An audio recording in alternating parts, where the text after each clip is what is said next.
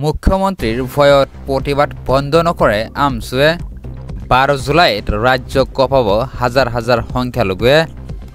মুখ্যমন্ত্ৰী ডক্টৰ হিমন্ত বিশ্ব শৰ্মাক প্ৰত্যাহ্বান জনাইছে আমছুৱে মুখ্যমন্ত্ৰীৰ ভয়ত প্ৰতিবাদ বন্ধ নকৰে আমছুৱে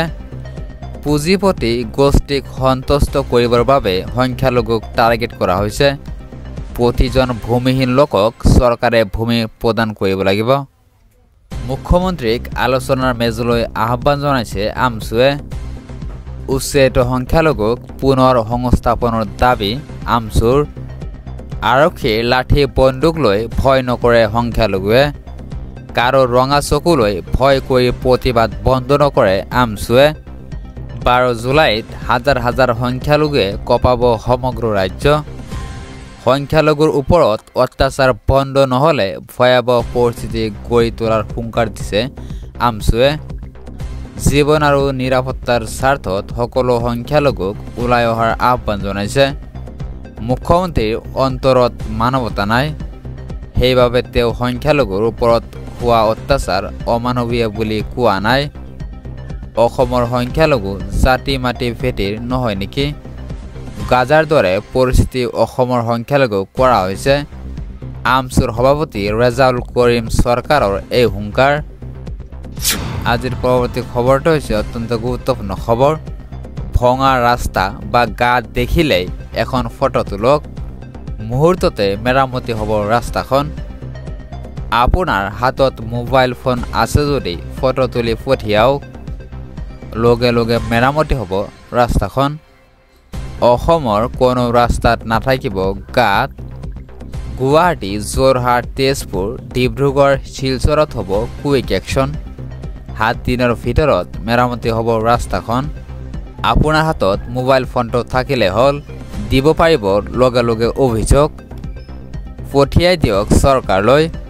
ৰাজ্যৰ গাঁৱে ভূঞে চহৰে নগৰে এটাও গাঁত নাথাকিব ৰাস্তাত মুখ্যমন্ত্ৰী ডক্টৰ হিমন্ত বিশ্ব শৰ্মাৰ এই বৃহৎ প্ৰতিশ্ৰুতি আজিৰ পৰৱৰ্তী খবৰটো হৈছে অত্যন্ত গুৰুত্বপূৰ্ণ খবৰ গ্যাৰাণ্টি অবিহনে ঘৰ নিৰ্মাণৰ বাবে আপোনাক চৰকাৰে দিব 30 লাখ টকাৰ ঋণ ঘৰ নিৰ্মাণৰ বাবে আপোনাক চৰকাৰে দিব 30 লাখ টকাৰ ঋণ আপোন ঘৰ আঁচনিৰ বাবে বেংকৰ পৰা লাভ কৰিব 30 লাখ টকাৰ ঋণ নালাগে কোনো গ্যাৰাণ্টি ৰাষ্ট্ৰীয় স্বাস্থ্য অভিযান আৰু সমগ্ৰ শিক্ষা অভিযান লগতে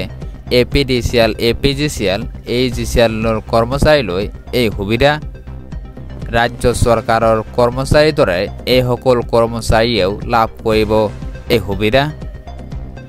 ঘৰ নিৰ্মাণৰ বাবে বিনা গ্যাৰাণ্টিত লাভ কৰিব 30 লাখ টকা বেংকৰ পৰা লাভ কৰিব আপোন ঘৰ আঁচনিৰ বাবে ঋণ কৰ্মচাৰীসকলে আপোন বাহন আঁচনিৰ জৰিয়তেও পাব ঋণ ঠিকাভিত্তিক কৰ্মচাৰীয়েও পাব এইসমূহ সুবিধা কোনো বন্ধকী অবিহনে এই দুটা ঋণ দিয়া হ'ব